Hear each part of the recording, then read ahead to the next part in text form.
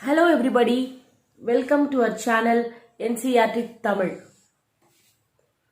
இன்னைக்கு நம்ம இங்கிலீஷ்ல Beehiveல The Bond of Love அப்படின்ற ஒரு லெசன் பத்தி பார்க்க போறோம். அதோட ஆத்தர் கெனெத் ஆண்டர்சன். இப்போ இந்த பாண்ட் ஆஃப் லவ் அப்படின்றது ஒரு சின்ன இந்த ஸ்டோரியை பத்தி சின்னதாக என்ன சொல்லணும்னா, ஒரு ஸ்லாத் பியருக்கும் ஒரு லேடிக்கும் நடுவில் நடக்கிற அந்த அஃபெக்ஷன் தான் இந்த ஸ்டோரி பாண்ட் ஆஃப் லவ் அப்படின்றது. இது ஆக்சுவலி என்னன்னா, இது ஆத்தரே சொல்ற மாதிரி, கெனெத் ஆண்டர்சன் ஆத்தரே சொல்ற மாதிரி இந்த ஸ்டோரி எழுதப்பட்டிருக்கு.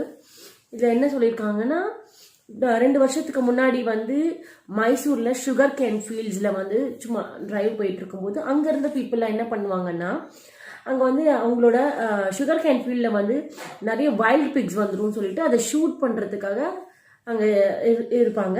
ஸோ அப்போ அந்த இடத்துல இவங்க சும்மா ஜாலியா டிரைவிங் போகும்போது என்ன ஆகுதுன்னா, எல்லாத்தையும் ஷூட் பண்ணிட்டே வந்துட்டு இருக்காங்க அந்த வைல்டு பிக்ஸ் எல்லாம்.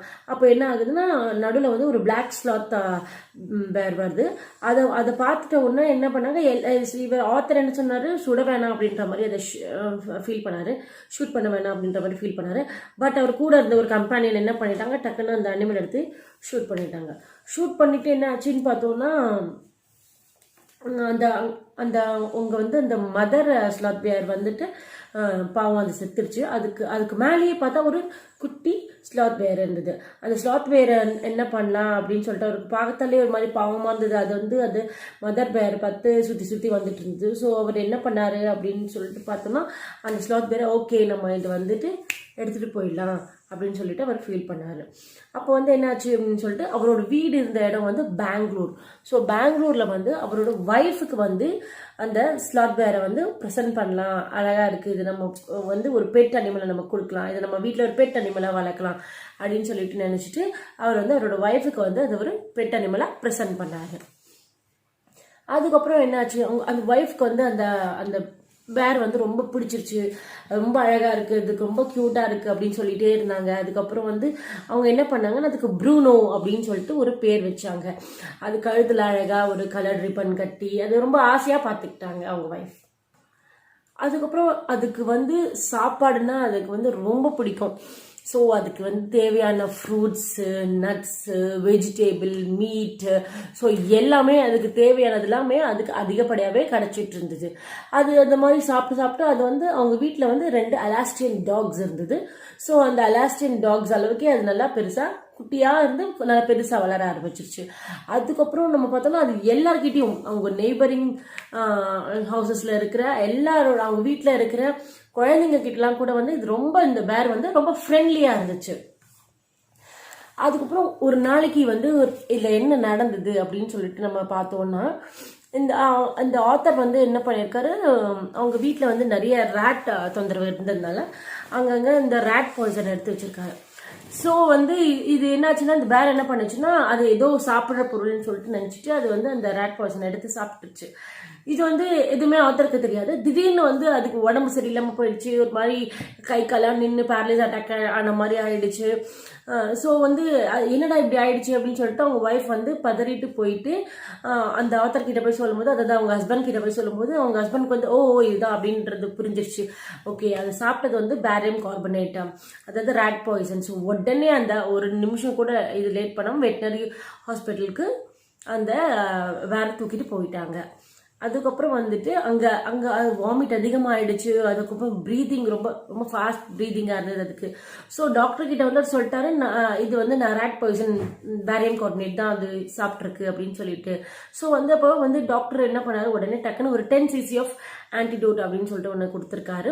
கொடுத்த உடனே அதோட இது சிம்டம்ஸ்லாம் கொஞ்சம் கம்மியாகிற மாதிரி தெரியல. ஸோ என்ன பண்ணாங்க, திரும்பி அகெயின் ஒரு 10 cc ஆஃப் ஆன்டிடோட் கொடுத்துருக்காங்க. கொடுத்தோன்னா அதோட கண்டிஷன்லாம் நார்மலாக ஓரளவுக்கு அது நல்லா செட்டில் ஆயிடுச்சு. அதுக்கப்புறம் அது வீட்டுக்கு அப்புறம் ஜாலியாக அப்படியே போயிட்டே இருந்தது.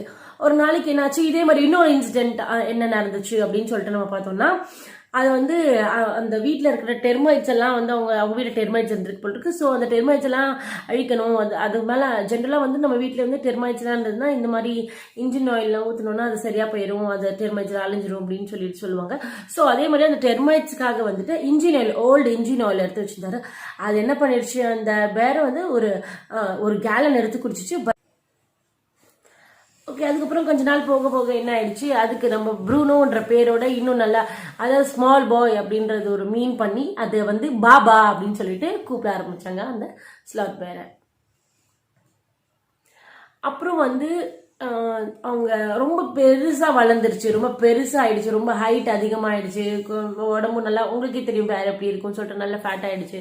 ஸோ அவங்க பையன் அட்வைஸ் பண்ணாங்க, அதுக்கப்புறம் பக்கத்தில் இந்த ஃப்ரெண்ட்ஸ் எல்லாம் அட்வைஸ் பண்ணாங்க, போதும் இது வந்து நம்ம வீட்டில் வளர்ந்தது போதும், நம்ம வந்து இந்த ஜூவில் கொண்டு போய் ஒப்படைச்சிடலாம் அப்படின்னு சொல்லிட்டு உடனே ரொம்ப, நான் வந்து ரொம்ப நேரம் வந்து அவங்க ஒத்துக்கவே இல்லை.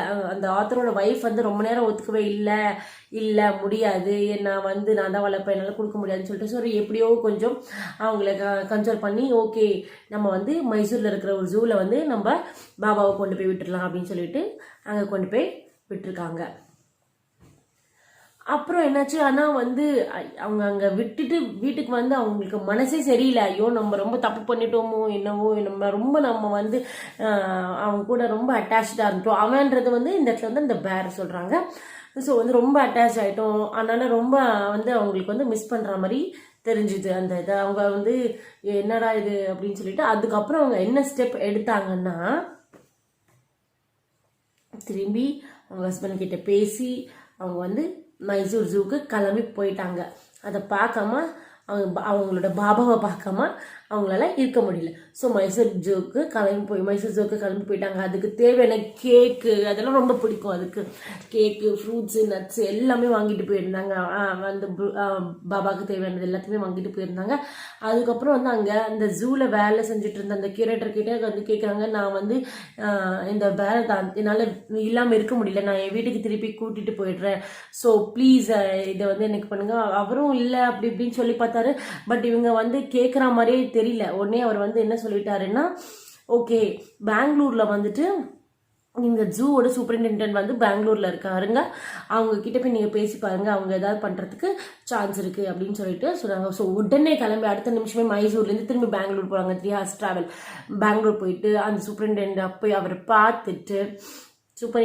பார்த்துட்டு நான் வந்து ரொம்ப ஆசையாக வளர்த்துட்டு இருந்தேன், இவ்வளோ நல்லா வளர்த்துட்டு இருந்தேன், இவ்வளோ வருஷமாக வளர்ந்துட்டு இருந்தேன், எனக்கு வந்து என்னோட பேரை விட்டுட்டு என்னால் இருக்க முடியல அப்படின்னு சொல்லிட்டு கேட்டுருக்காங்க. நீங்கள் எப்படியா எனக்கு கொடுங்க, நான் பத்திரமா வச்சு பார்த்துக்கன்னு சொல்லிட்டு. ஸோ இவங்க ரொம்ப அழுகத்தை பார்த்துட்டு அவருக்கே ஓகே, ரொம்ப அவ்வளோ பாசம் வச்சுருந்தா தானே அந்த மாதிரி அழுக வரும், ஸோ ஓகே அப்படின்னு சொல்லிட்டு அவரே வந்து கேஜ் எல்லாம் ஏற்பாடு பண்ணி அந்த வந்து பாபாவை வந்துட்டு அவங்க வீட்டுக்கு அனுப்புறதுக்கு கேஜ் எல்லாம் ஏற்பாடு பண்ணி கொடுத்துருந்தாரு. ஸோ அவங்க கார் மேலே அழகாக அந்த கேஜ் எல்லாம் கட்டி அழகாக அந்த வேற வச்சு அவங்க திரும்பி அவங்க வீட்டுக்கு எடுத்துகிட்டு போயிட்டாங்க. நம்ம நெக்ஸ்ட் வந்து அவங்க வந்து அந்த பாபாவை வீட்டுக்கு கூட்டிகிட்டு வந்தோன்னா அதுக்கு ஒன்று அவங்க வீட்லேயே அவங்க காம்பவுண்ட்லேயே வந்து அழகாக வந்து ஒரு ஐலாண்ட் செட்டப் மேட் பண்ணி வச்சுருந்தாங்க. ஸோ அது எப்படி பண்ணாங்கன்னா, நிறைய கூலிஸ் அதுக்காக என்கேஜ் பண்ணி அதை எப்படி பண்ணாங்கன்னா 20 feet long and 15 feet wide. அப்புறம் அதை சுற்றி ட்ரை பிட், அது எப்படின்னா 6 feet wide and 7 feet deep. அப்புறம் அந்த ஐலாண்டுக்குள்ள அழகாக ஒரு உடன் பாக்ஸ், அந்த உடன் பாக்ஸ் வந்து எதுக்காகனா நம்ம பாபா தூங்குறதுக்காக. ஸோ இதை மாதிரிலாம் வந்து அவங்க அழகாக செட்டப் பண்ணி அதுக்கப்புறம் ஃபைனலி அந்த ஃபுல் ஐலாண்ட் செட்டப் முடிஞ்சோன்னா பாபாவை அதில் ரிலீஸ் பண்ணி விட்டாங்க. பாபா அதில் வந்து ரொம்ப ஜாலியாக இருந்தது. அதுக்கப்புறம் ஆத்தரோட ஒய்ஃபும் பாபாவும் ரொம்ப ஹாப்பியாக ஜாலியாக இருந்தாங்க. அப்புறம் அப்புறம் இதில் நம்ம என்ன தெரிஞ்சுக்கலாம் அப்படின்னு சொல்லிட்டு பார்த்தோம்னா, ஒரு மனுஷனுக்கும் ஒரு அனிமலுக்கும் நடுவில் அந்த லவ் எப்படி இருக்குது, அந்த பாண்ட் எப்படி இருக்குது அப்படின்றத பற்றி நம்ம இதில் தெரிஞ்சுக்கலாம். தேங்க்ஸ் ஃபார் வாட்சிங்.